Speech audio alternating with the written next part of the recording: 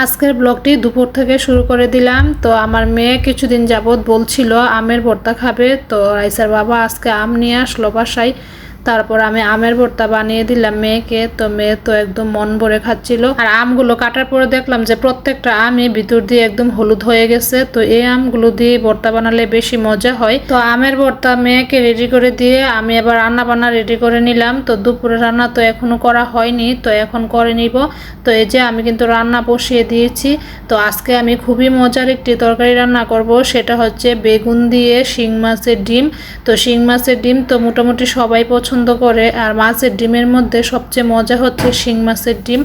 আর আমি তো আজকে রান্না করছি। আর এমনিতেও যে কোনো মাছের ডিমই কিন্তু বেগুন দিয়ে রান্না করলে খেতে খুবই মজা হয়। আর শিং মাছেরটা তো বলাই লাগে না, শিং মাছেরটাই বেশি মজা হয়। তো তারপর আমি মাছও রান্না করে নিয়েছি। তো এই যে আমি মাছ বোনা করে নিয়েছি, সাথে আমি লতাও রান্না করেছি।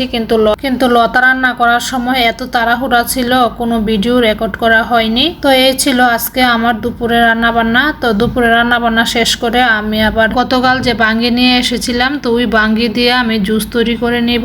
ইদানিং এত গরম পড়েছে, তো ভাবলাম যে বাসায় যেহেতু বাঙ্গি আছে, তো এটা তো আর এমনি খাওয়া যাচ্ছে না, তো ব্লেন্ড করে জুস বানিয়ে নিই, তাহলে খেতে ভালো লাগবে। তো এই জন্য আমি কেটে নিলাম, পাতলা পাতলা স্লাইস করে নিয়ে নিলাম। তো এখন আমি ব্লেন্ডারে জারে দিয়ে দিচ্ছি, আর সাথে আমি অল্প একটু চিনিও দিয়ে দিব। তো দিয়ে তারপরে ভালোভাবে ব্লেন্ড করে নিব আর কি। আর অল্প পানি দিব, যেহেতু বাঙ্গি ব্লেন্ড হয়ে গেলে একদম পানি হয়ে যাবে। তো এখানে আর পানি বেশি মেশাতে হবে না, আর বেশি পাতলা হলে কিন্তু খেতে ভালো লাগে না। তো অল্প একটু পানি মিশিয়ে নিব আর কি। আর বেশি পাতলা হয়ে গেলে না বাঙ্গির জুসে যে একটা বাঙ্গির ফ্লেভার, ওই ফ্লেভারটা থাকে না, একদম পানি পানি হয়ে যায়। বাঙ্গির জুস খাবো আর বাঙ্গির ফ্লেভার থাকবে না, এটা কি করে হয় বলেন। তো এই যে বাঙ্গির জুস কিন্তু রেডি হয়ে গিয়েছে। তো এখন আমি গ্লাসে নিয়ে নিচ্ছি। এখন যে গরম পড়েছে, এই গরমের মধ্যে এক গ্লাস ঠান্ডা ঠান্ডা বাঙ্গির শরবত খেলে কিন্তু কলিজাটা একদম ঠান্ডা হয়ে যাবে। তো আপনারাও কিন্তু এইভাবে বানিয়ে খেয়ে নিতে পারেন। আর খুবই সহজ, শুধু বাঙ্গিগুলো কেটে ব্লেন্ডারে দিয়ে ব্লেন্ড করে নেবেন। আর আপনারা চাইলে চিনি দিবেন, না চাইলে চিনি না দিলেও হবে। এখন হচ্ছে বিকেলবেলা। তো আমি তো গতকালকে কিছু আতপ চাউল ব্লেন্ড করে রেখেছিলাম। তো এখন সাথে আমি গুড় মিলিয়ে নিলাম, আর হচ্ছে অল্প একটু লবণ দিয়ে দিয়েছি। তো এখন ভাবলাম যে এগুলো দিয়ে তেলের পিঠা বানিয়ে নিব। তো এই যে বানিয়ে নিচ্ছি।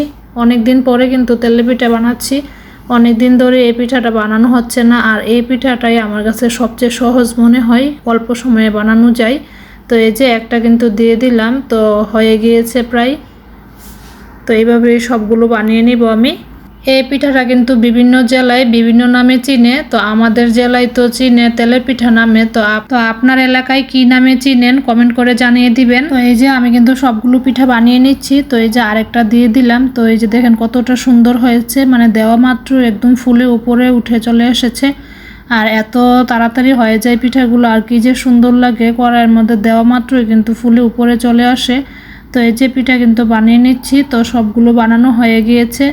তো এই যে সবগুলো কিন্তু বানিয়ে নিয়েছি। তো আজকের এই ছোট ব্লগটি এখানে শেষ করে দিচ্ছি। তবে যাবার আগে একটি কথা বলি, আমার কিন্তু একটি ইউটিউব চ্যানেলও আছে, তো তাসলিমা নাসরিন ব্লগ নামে। তো আপনারা চাইলে কিন্তু আমার এই ইউটিউব চ্যানেলটাও সাবস্ক্রাইব করে দিতে পারেন। তো আমি কিন্তু পেজে লিংক দিয়ে রেখেছি। তো আজকে এখান থেকেই বিদায় নিয়ে নিচ্ছি। সবাই ভালো থাকবেন, সুস্থ থাকবেন। আল্লাহ হাফেজ।